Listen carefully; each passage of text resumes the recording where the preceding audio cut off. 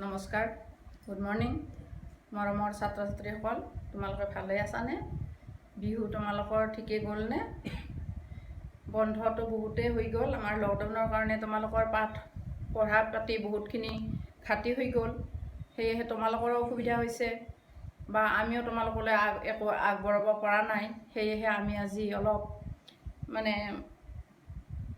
WhatsApp যোগে তোমালোকৰ class 7ৰ সমাজ বিজ্ঞানৰ পৰিৱেশৰ পাঠটো 4 নং পাঠ পৰিৱেশ আমাৰ পৰিৱেশ সেই পাঠটো তোমালোকে উলিয়াই লোৱা আৰু সেই বিষয়ে মই অলপ তোমালোকক যিমান পাৰি আগবঢ়াম।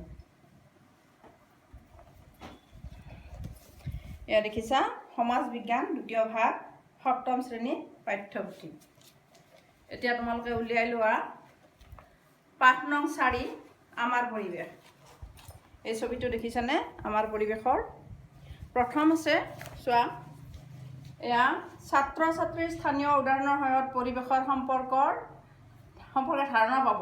পৰিৱেশৰ মূল উপাংশ আৰু ইয়াৰ অন্তৰ্গত উপাদানসমূহৰ বিষয়ে জানিব। মানুহ আৰু পৰিৱেশৰ মাজত সম্পৰ্কৰ অধ্যয়নে যে ভূগোল বিষয়ৰ ঘাই উদ্দেশ্য সেই বিষয়ে জানিব। আচ্ছা, প্ৰথমটো হ'ল আমাৰ পৰিৱেশ। কি পৰিৱেশ? ছাত্ৰ ছাত্ৰীয়ে কেনেধৰণে আমাৰ স্কুলত গৈছে এয়া চোৱা, পৰিৱেশটো দেখিছা। এইটো দলং, এইখন দলং ভাঙিছে, ৰাস্তাটো ভাঙি গৈছে। এনেকৈ কেনেকুৱা এটা ঠেক ৰাস্তা হৈ গৈছে, কিমান অসুবিধা হৈছে। এইদৰে বানপানীৰ সময়ত কেনেকৈ হৈ যায়, আমাৰ গাঁৱৰ অৱস্থা একেবাৰে বেয়া হৈ যায়। সেয়েহে বহুত অসুবিধাত পৰি যোৱা যায়। সেয়েহে আমি কি কৰিব লাগে যে প্ৰাকৃতিক আমি আগবঢ়াব লাগে কিছুমান, যে গছৰ পুলি ৰুব লাগে। আমি উদ্ভিদবিলাক যদি উদ্ভিদবিলাক আমি ৰুই দিওঁ নদীৰ কাষত, পুখুৰীৰ পাৰত, এনেদৰে ৰাস্তাৰ কাষত যদি আমি গছ পুলিবিলাক ৰুই দিওঁ, তেতিয়াহ'লে আমাৰ কি হ'ব? বহুতখিনি সংৰক্ষণ হ'ব, পৰিৱেশো প্ৰদূষণ দূৰ হ'ব। সেয়েহে চোৱা, এতিয়া আমাৰ দ্বিতীয় কথা হ'ল আমাৰ পৰিৱেশৰ মূল উপাংশ আৰু ইয়াৰ অন্তৰ্গত উপাদানসমূহৰ বিষয়ে। এয়া চোৱা, প্ৰাকৃতিক পৰিৱেশ। পৰিৱেশক আমি দুটা ভাগত ভাগ কৰিছোঁ। সেই পৰিৱেশটো কি চোৱা, এইটো হৈছে জৈৱিক উপাংশ আৰু অজৈৱিক উপাংশ। জৈৱিক উপাংশৰ হ'ল জীৱমণ্ডল আৰু প্ৰাকৃতিক পৰিৱেশৰ হ'ল মাটি, বায়ুমণ্ডল অৰ্থাৎ বায়ু, জলমণ্ডল, পানী। এইখিনি হৈছে প্ৰাকৃতিক উপাংশ আৰু এইখিনি হৈছে পৰিৱেশৰ কি আমি পৰিৱেশৰ উপাংশ, যে ঘৰ দুৱাৰ, উদ্যান, দলং, এইবিলাক কিহে সৃষ্টি কৰিছে? আমি মানুহে সৃষ্টি কৰা হৈছে। পৰিৱেশৰ এইটো ৰাস্তা ঘাট, কল কাৰখানা, কীৰ্তিচিহ্ন, এইখিনি আমাৰ কি? মানৱ সৃষ্ট পৰিৱেশ। এটা হৈছে প্ৰাকৃতিক পৰিৱেশ, আনটো হৈছে মানৱ সৃষ্ট। আৰু উপাংশ হৈছে দুটা, এটা হৈছে জৈৱিক উপাংশ, আনটো হৈছে অজৈৱিক উপাংশ। তো তোমালোকে বুজি পালা নিশ্চয় যে জৈৱিক উপাংশ কি আৰু অজৈৱিক উপাংশ কি।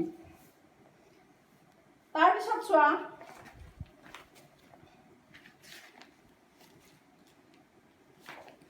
এই পৰিৱেশৰ উপাংশখিনি দেখিছা তোমালোকে, জৈৱিক উপাংশ আৰু অজৈৱিক উপাংশ। প্ৰাকৃতিক পৰিৱেশ স্বাভাৱিকভাৱে সৃষ্টি হোৱা এক অৱস্থা বা পৰিস্থিতি। এই অৱস্থা সৃষ্টি কৰা সমল বা উপাদানবোৰ হ'ল পৰিৱেশ উপাংশ। তো কি হ'ল উপাংশ? জৈৱিক উপাংশ। পৰিৱেশত থকা আটাইবোৰ প্ৰাণী, উদ্ভিদ, ভেঁকুৰ, বেক্টেৰিয়া আদি জৈৱিক উপাংশৰ ভিতৰত পৰে। এই সকলো জীৱমণ্ডলতে পোৱা যায়।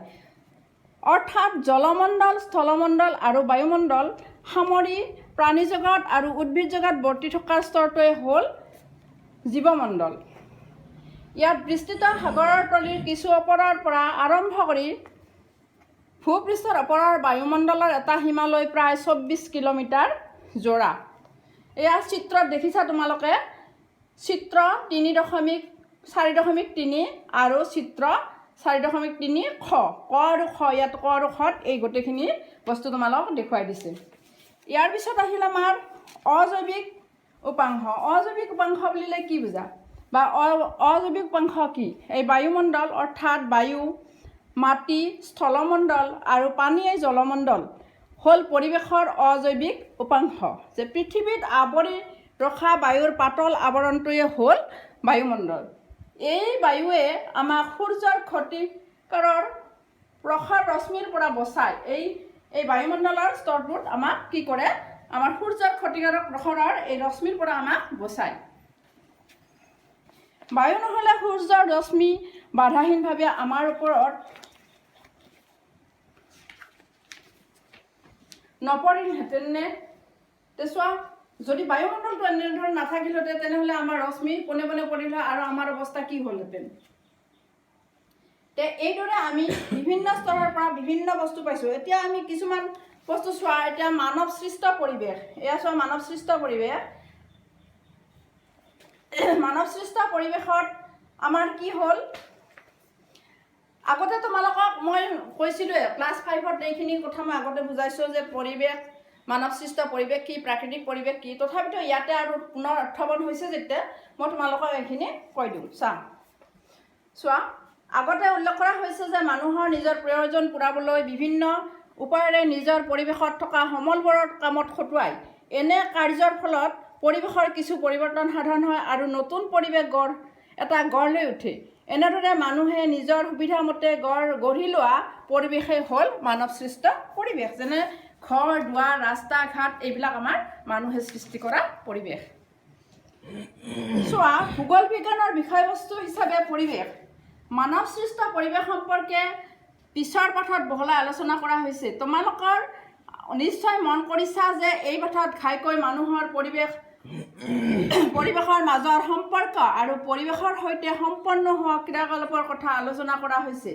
এই সকলোবিলাক কথা বিতংভাৱে ভূগোল বিজ্ঞান বিষয়ত অধ্যয়ন কৰা হয়। ভূগোল বিজ্ঞানৰ সৌৰজগত বা বিশ্ব ব্ৰহ্মাণ্ডৰ কথা অধ্যয়ন কৰাৰ লগতে পৃথিৱীৰ সমগ্ৰ সম্পদ বা উপাদান বা মানৱ জাতিৰ কল্যাণ হকে এনেদৰে ব্যৱস্থা কৰা হয়। এই সম্পৰ্কে গুৰুত্ব সহকাৰে অধ্যয়ন কৰে। এই অধ্যয়নৰ জৰিয়তে পৰিৱেশৰ সুষম ব্যৱহাৰ, সংৰক্ষণ আৰু সুৰক্ষা ধাৰণা কৰিবলৈ যত্ন কৰা হয়। মানৱ পৰিৱেশ প্ৰদূষণ পৃথিৱীৰ জৰিয়তে পৰিৱেশৰ সুষম ব্যৱহাৰ, সংৰক্ষণ কৰা, সুৰক্ষা ধাৰণা দিবলৈ যত্ন কৰা হয়। বৰ্তমান পৰিৱেশে প্ৰদূষণ, পৃথিৱীৰ উষ্ণতা বৃদ্ধি, জনসংখ্যা বৃদ্ধি আদি সমস্যাই মানুহক চিন্তিত কৰিছে। এইবোৰৰ কাৰণ আৰু মানৱ সমাজৰ ওপৰত ইয়াৰ প্ৰভাৱ সম্পৰ্কেও ভূগোলত অধ্যয়ন কৰা হয়। সেয়েহে পৰিৱেশ অধ্যয়ন ভূগোলৰ মূল বিষয়বস্তু হিচাপে গণ্য কৰা হয়। এতিয়া আমাৰ মূল বস্তু কি মনত ৰাখিবলগীয়া, অৰ্থাৎ আমি কি পঢ়িলোঁ, কি জানিলোঁ, সেই বিষয়ে আমি এই পাঠত আমি আলোচনা কৰি কি পালোঁ বাৰু। চোৱা, প্ৰথমতে পাইছোঁ আমি পৰিৱেশ হ'ল আমাৰ চাৰিওফালৰ উপাদানবিলাকৰ সমন্বয়ত গঢ়ি উঠা এটা স্বাভাৱিক অৱস্থা। 2 নম্বৰতে আছে পৰিৱেশ 2 প্ৰকাৰৰ, প্ৰাকৃতিক আৰু মানৱ সৃষ্ট। প্ৰাকৃতিক পৰিৱেশ 2টা উপাংশৰে গঠিত, জৈৱিক উপাংশ আৰু অজৈৱিক উপাংশ। তাৰপিছত হৈছে চতুৰ্থটো হৈছে মানৱ সৃষ্ট পৰিৱেশে মানুহে নিজে সৃষ্টি কৰে, অৰ্থাৎ মানৱ সৃষ্ট পৰিৱেশটো মানুহে নিজে সৃষ্টি কৰে। মই লগতে কৈছোঁ এইখিনি। প্ৰাকৃতিক আৰু মানৱ সৃষ্ট পৰিৱেশৰ উপাদানসমূহৰ মাজত সম্পৰ্ক সংগ্ৰামী পৰিৱেশ গঢ়ি তোলে। তাৰপিছত এইটো হৈছে কি, মানৱ সৃষ্ট আৰু প্ৰাকৃতিক আৰু মানৱ সৃষ্ট পৰিৱেশৰ কি কৰে, উপাদানসমূহৰ মাজত সম্পৰ্কই সামগ্ৰিকভাৱে সম্পৰ্ক গঢ়ি তোলে। 6 নম্বৰতে হৈছে মানুহৰ লগতে পৰিৱেশৰ সকলো উপাদানৰ মাজত এক নিবিড় সম্পৰ্ক আছে।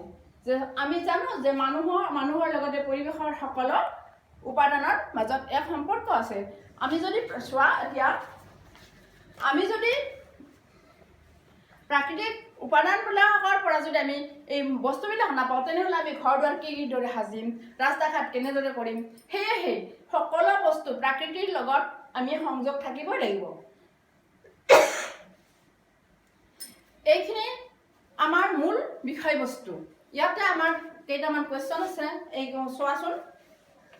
অনুশীলন, পৰিৱেশ মানে কি মই তোমালোকক এতিয়া আগতে কৈছিলোঁৱে। পৰিৱেশ কেই প্ৰকাৰৰ, কি কি উদাহৰণ দিয়া এইটো আছেয়ে। তাৰপিছত চোৱা, পৰিৱেশ প্ৰধান উপাংশ কি কি অলপ আগতে মই তোমালোকক বুজাই দিছোঁ।